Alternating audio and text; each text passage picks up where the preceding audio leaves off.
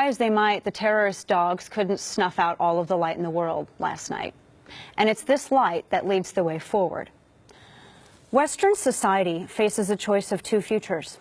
Do we cower to a zealously religious ideology that demands subjugation without compromise, an ideology that thinks nothing of murdering and maiming our girls, an ideology that demands we perform ridiculous Olympic feats of denial and deny our own well-being? Or do we choose to drop all pretense, leave aside political correctness, and refuse to be enslaved by the indulgence of our own misplaced compassion? Some hearts and minds can be changed, but these dogs are beyond the reaches of love, reason, or logic. There is no diplomacy with anyone who celebrates tearing apart young girls with ball bearings, nails, and screws. Such people must be exterminated from the face of the earth in such a fashion that people a millennia later will tell stories about the brutality that awaits such brutes. A God that calls for the murder of girls is a weak, impotent God. Make these barbarians fear the wrath of the West. We didn't start this war, but we should end it, and can. A society that cannot protect its children is a doomed society. Homeland Security says that over 740,000 foreigners overstayed their visas last year. UK intel reports that over 3,500 potential terrorists, 400 ISIS fighters, have returned back to the UK from Syria. The OSU terrorist stabber was a Somali refugee. The Minnesota Mall terrorist was a Somali refugee. The Stockholm truck terrorist was an asylum seeker from Uzbekistan. The attempted attack in Austria this year was carried out by a migrant. The Antwerp terrorist attack in March was carried out by a Tunisian migrant. The Paris and Belgian terrorists were allowed to travel and escape freely between European nations due to the EU's policy of open borders. In 2017, terror attacks have been carried out every 9 or so days.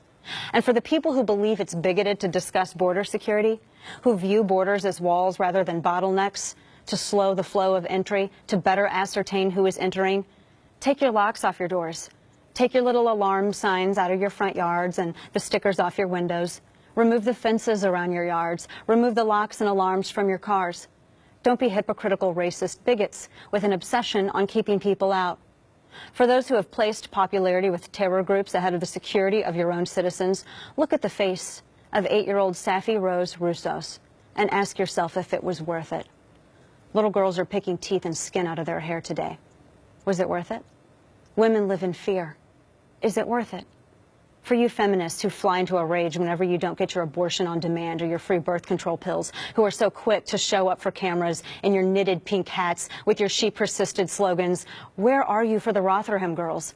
The systemic community-wide abuse of hundreds of young girls by Arab migrants that the leaders in law enforcement covered up because they were more afraid of being called bigots than rape enablers. Where is your hashtag rape culture then?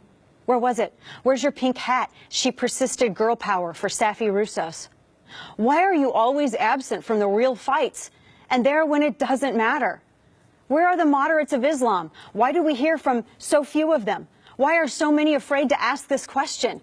Zuhdi Jasser said that the revolution must come from inside Islam. But are there enough who wanted to make it happen?